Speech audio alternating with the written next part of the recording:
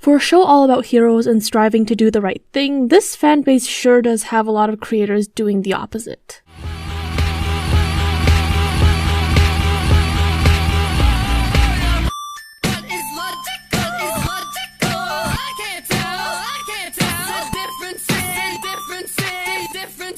My Hero Academia by Kohei Horikoshi is a show about heroes and what it means to be a hero. And despite the premise, many prominent figures in the community seem to enjoy dabbling in borderline villainous hobbies. This case in particular is one I find frustrating. There's already a pre-existing stigma around OCxCanon ships, and Erin Clover has done nothing except worsen this stigma. For any of you out there watching, please keep in mind that the OCxCanon community does not support the behavior exhibited by this person. The drama has mostly been circulating on Instagram, so it's unlikely that you've heard of it unless you frequent Instagram. This video will be giving you a briefing of the situation, explaining why what Erin did was wrong, and where the community has been overreacting. Buckle up, because it's going to be a very bumpy ride.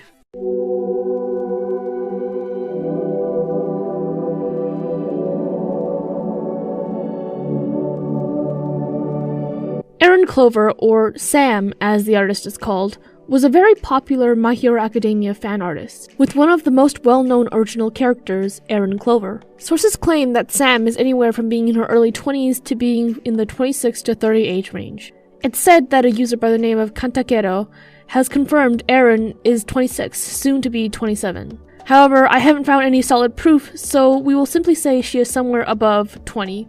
Erin was best known for her works featuring her OC paired with Bakugo Katsuki from My Hero Academia, with both characters being 18 in her universe. She enjoyed a relative period of success, amassing over 130,000 followers on Instagram, before a Patreon leak of an NSFW work including Bakugo, Hawks, and Erin was shared to the public. Following this was an angry mob that demanded answers from their favorite creator.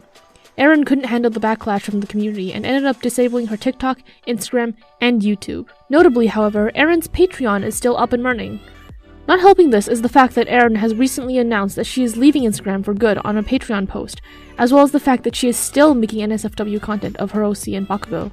People have also allegedly found an example of how Erin draws herself, and have pointed out how disturbingly similar her persona is to her OC. Something that I would like to point out is the fact that Erin made the Patreon post about leaving Instagram 2 days after the allegation that Erin is her self-insert surfaced on TikTok. This is not proof of anything, but is definitely a coincidence that warrants a few raised eyebrows. But then again, this is only allegedly Erin's drawing of herself, as she has deleted all of her Instagram posts, and I don't have access to her Patreon to confirm.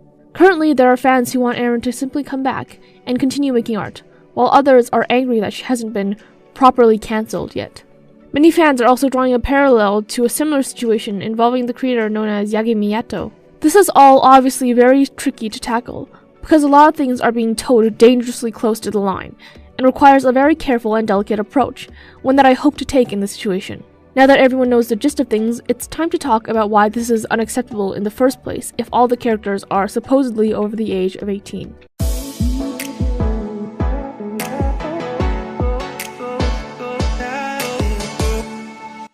Throughout the situation, as well as in general around the internet, people are always debating about the morality of aging up characters for the express purpose of putting them into sexual situations. People who defend this line of thinking claim that there's nothing wrong since there aren't any minors in the drawings, since they've been aged up, or they're just fictional characters and it doesn't affect reality. On the other hand, people argue that it is morally questionable to look at a character who is a minor to begin with and want to put them in a sexual situation in the first place, and that the art will seep its way into reality by normalizing the idea that minors can be viewed as sexual. Anyone who is familiar with my content knows that I stand firmly against sexualizing minors or aging up minors to place them in sexual situations. However, these surface-level arguments aren't enough to debunk and explain why aging up minors is a terrible move. I believe there is a deeper issue at hand here that no one has addressed yet because we aren't even aware of it being an issue. And while it's upsetting that this even has to be thought about on a deeper level rather than humanity as a whole collectively agreeing that it's just not a good idea, reality is often just that, upsetting. Even though this whole situation blew up because of an NSFW piece made by Erin of Hawks, Bakugo, and her OC, I won't be touching too much on that. Erin has already justified to herself and her fans that since everyone there is technically 18, it's fine. Let's just hypothetically go along with that logic for now and point out the flaws in that situation. The whole reason people are getting upset about an aged-up character being placed in a sexual situation is because for them to end up in that sexual situation in the first place, you would have to look at a minor character, see them as something desirable or sexy, realize that you can't see them that way because they're still a minor, and then age them up so that you can excuse the fact that they're being sexualized. The initial thought of seeing a minor as sexy at all is the whole issue. I've said this once and I'll say it again. There's a huge difference between minors being sexual and sexualizing minors. The latter is actually a huge issue in media. It's become so normalized to sexualize objects of desire that people rarely bat an eye at it anymore. It's too often that one hears, "It's just a drawing," or "There aren't any real minors being hurt," etc., when they argue for the sexualization of minors. It's just fictional. There's no harm in it if it's fictional. People who defend this are also quick to turn to the argument that if you say sexualizing minors means they're a pedo, then violent video games make people violent too. On the surface, this seems like an airtight argument. However, it doesn't stand up to further scrutiny. Violence in video games distances the viewer to the violence. What do I mean by this? When you think of violent video games, games that come to the forefront are the Resident Evil series or horror games in general, Grand Theft Auto, Call of Duty, so on and so forth. Most of these games will put you in a situation that you can easily distinguish from your current reality. Shooting at monsters, extreme violence, such as shooting someone or running them over with a car, being in a war zone, these all serve to distance our minds from the situations, and thus also distance the violent actions that we choose in those situations. Sexualization does not have that same courtesy. And to really hammer in how normalized it has become, I'm going to compare it to something of a relatively similar standing.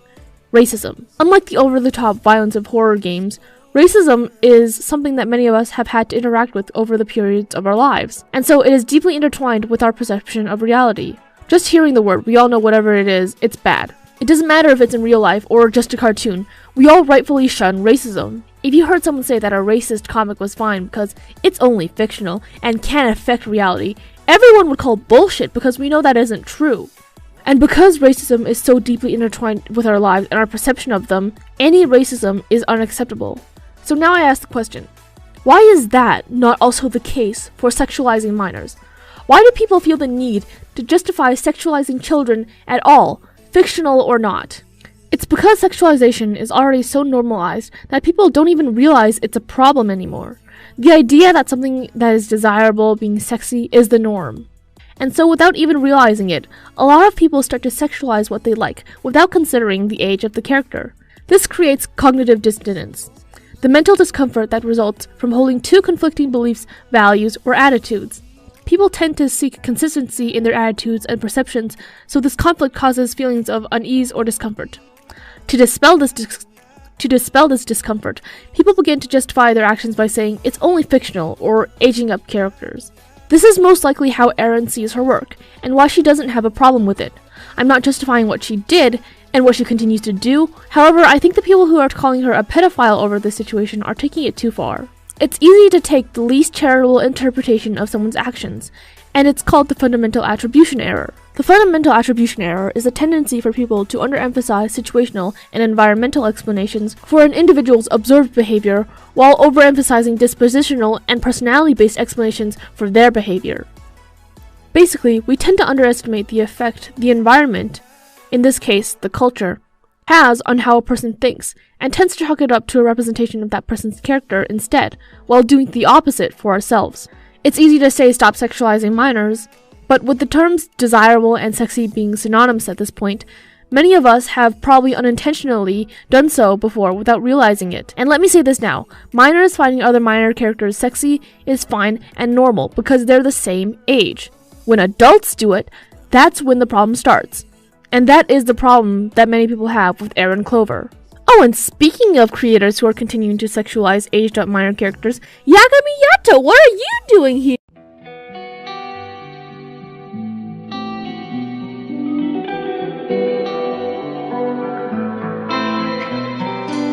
This situation saddens me, because it's situations like these that get a whole community of people who just want to have fun be labeled as freaks.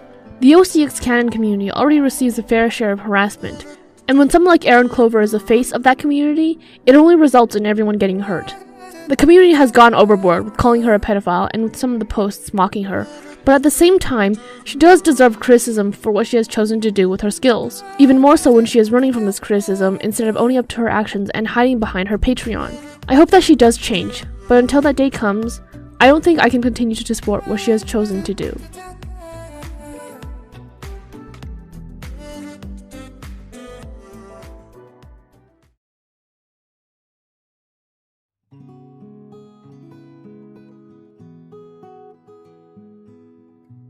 Wow, it's been a while since I last posted, hasn't it? Like, a very long time. I'm sorry I haven't been posting. These last couple of months I've been reflecting a lot on myself as a person and as a creator. I'm gonna spare everyone the details because how I've improved is no one's business but my own. And if I go around announcing it, then it'd be too showy to be genuine. Instead, I hope that you guys can see the improvement through my actions instead of my words, and that you guys are pleased with the results. I'm also 18 now, yeah, woo! Which means I need money to live. My commission information is in the description, as well as my Patreon for those who wish to support this channel financially, since YouTube's demonetized basically every single video I've ever made. It's also been a while since I've made one of these rambly outros, so let me know if you like that, and if you have any thoughts on the situation, please leave them in the comments below. Oh my god, I finally remembered to tell people to leave comments. Anyways, thank you guys for sticking around while I figured things out, and I'll see you all in the next one, whenever that may be. Bye!